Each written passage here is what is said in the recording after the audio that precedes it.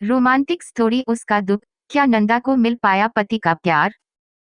Taxi हिचकोले खा रही थी। कच्ची सड़क पार कर पक्की सड़क पर आते ही मैंने अपने माथे से पंडित जी द्वारा कसकर बांधा गया मुकुट उतार दिया। पगड़ी और मुकुट पसीने से चिपचिपे हो गए थे।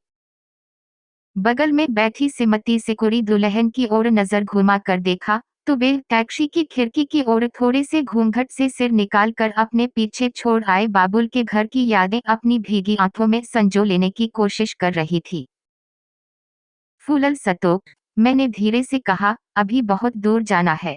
मुकुट उतार लो। चूड़ियों की खनक हुई और इसी खनक के संगीत में उसने अपना मुकुट उतार कर वहीं पीछे रख दिया जहां मैंने मुकुट रखा था। चूड़ियों के इस संगीत ने मुझे दूर यादों में पहुंचा दिया। मुझे ऐसा लगने लगा जैसे मेरे अंदर कुछ उफरने लगा हो जो उबाल आकर आंखों की राह बह चलेगा। आज से 15 साल पहले मैं इसी तरह नंदा को दुल्हन बना कर ला रहा था। तब नएपन का जोश था, उमंग थी, कुतूहल था। तब मैंने इसी तरह कार में बैठी लाज से सिकुड़ी दुल्हन का मौका देखकर चुपके से घूंघट उठाने की कोशिश की थी। वह मेरा हाथ रोककर और भी ज्यादा सिकुड़ गई थी। मैंने उसे अभी तक देखा ही नहीं था। मैंने चाचाजी की पसंद को ही अपनी पसंद मान लिया था। अब उसे देखने के लिए मन उतावला हो रहा था। नंदा को पाकर मैं फूला नहीं समा रहा था। वह भी खुश थी। भरे पूरे परिवार में वे जल्दी ही हिल मिल गई। माँ उसकी तारीफ करते नहीं अघाती थी। घर में जो भी औरतें आती वे अपनी बहू से उन्हें जरूर मिलाती थीं।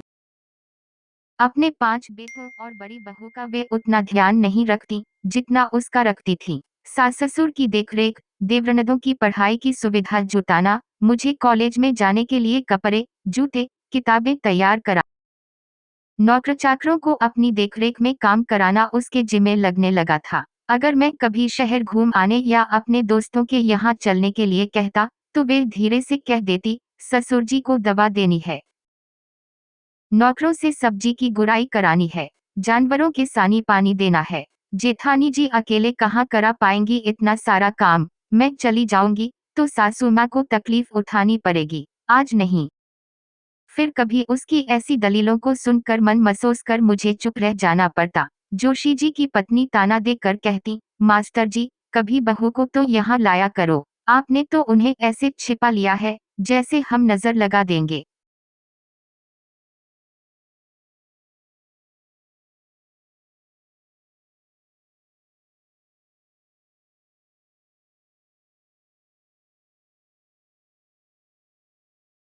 एक दिन वे मुझसे नाराज थी। रात को बिना खाए ही सो गई। बात यह थी कि उसने उस दिन मेरे पास आकर कहा था, पति जी, एक बात कहूँ, अगर आप मानोगे तो तब कहूंगी। वे बड़ी ही मासूमियत से बोली थी। वह अकेले में मुझे पति जी कहती थी। सिर्फ मनोरंजन के लिए बनाया गया है। किसी की भावना को चोट पहुंचाने का कोई मकसद नहीं है। आप इस कहानी को सुनकर आनंद उठाइए और इस कहानी से आपके चेहरे पर मुस्कुराहट आई हो तो कृपया इसे अपने दोस्तों को जरूर शेयर करें। चैनल को सब्सक्राइब करें। धन्यवाद।